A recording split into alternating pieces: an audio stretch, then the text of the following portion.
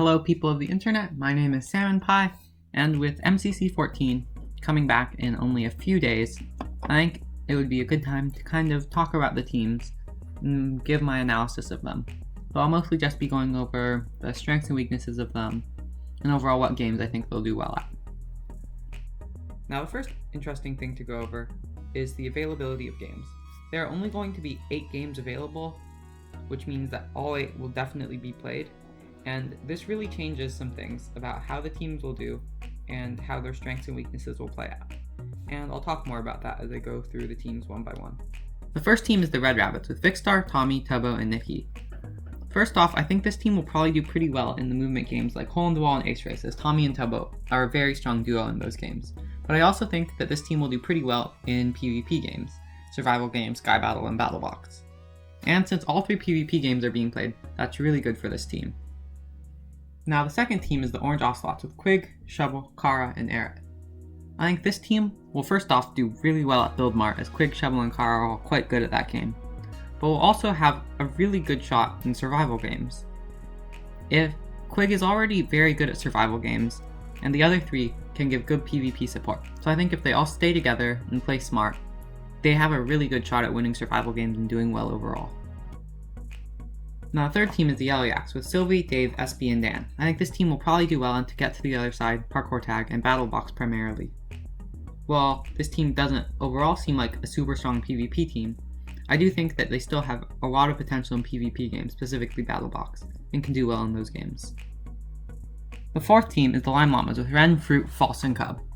First off, this team's best game, Rocket Spleef, isn't being played, which isn't great for it, but I still think that has a good chance with games like Build Mart to get to the other side and Hole in the Wall, which these members have all done well in the past. This fifth team is the Green Guardians with George, Dream, the Captain, and Quackity.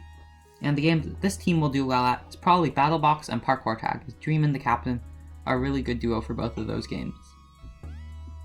The next team we have is the Aqua Axolotls with Wisp, H, Scott, and Jimmy. And while this team is primarily good at team games, I think that one thing that they really benefit from is not really having any big weaknesses. In movement games, all the members are super solid, and in PvP games, they have all shown that they can still do very well. Most specifically, Wisp and Scott are having great success in Battle Box in the past. Overall, I think that this team will do well, just due to the fact that they don't have too many big weaknesses, or really any big weaknesses at all. So this next team is the Cyan Creepers with Captain Puffy, Tapple, Skeppy, and Bad Boy Halo.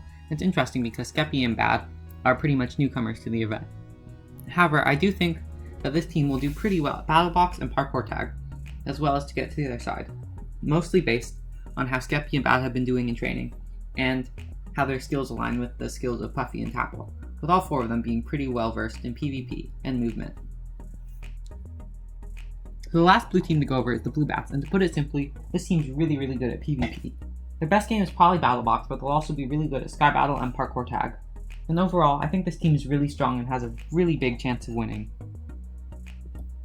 Now our second to last team is the Purple Pandas, and this team got hit pretty hard by the games that are available. For one, it would have been pretty strong at Rocket Spleef with Pete and Green both being quite good, as well as Martin and Ollie being good at that game. But Rocket Spleef's gone. But the big thing that really hurts them is Sands of Time not being there. And this team is super cracked at Sands of Time. Pete, Martin, and Green are all amazing explorers, and Ollie could be a good scan keeper for them. But Sands of Time is not there, so this team's strength goes down a good deal. However, I do think that this team can surprisingly do pretty decent in PvP. And if they play smart and have good strategy and communications, they could do better in those games than most people think. The last team we have is the Pink Parrots. And I think this team will be pretty good at Ace Race, as well as Hole in the Wall. Now in Hole in the Wall, Wilbur, Phil, and Fundy is a really strong trio, and I think that this team is probably going to win that game. However, Rocket Spleef not being there does hurt this team a good bit, as Fundy and Phil is one of the best duos in Rocket Spleef.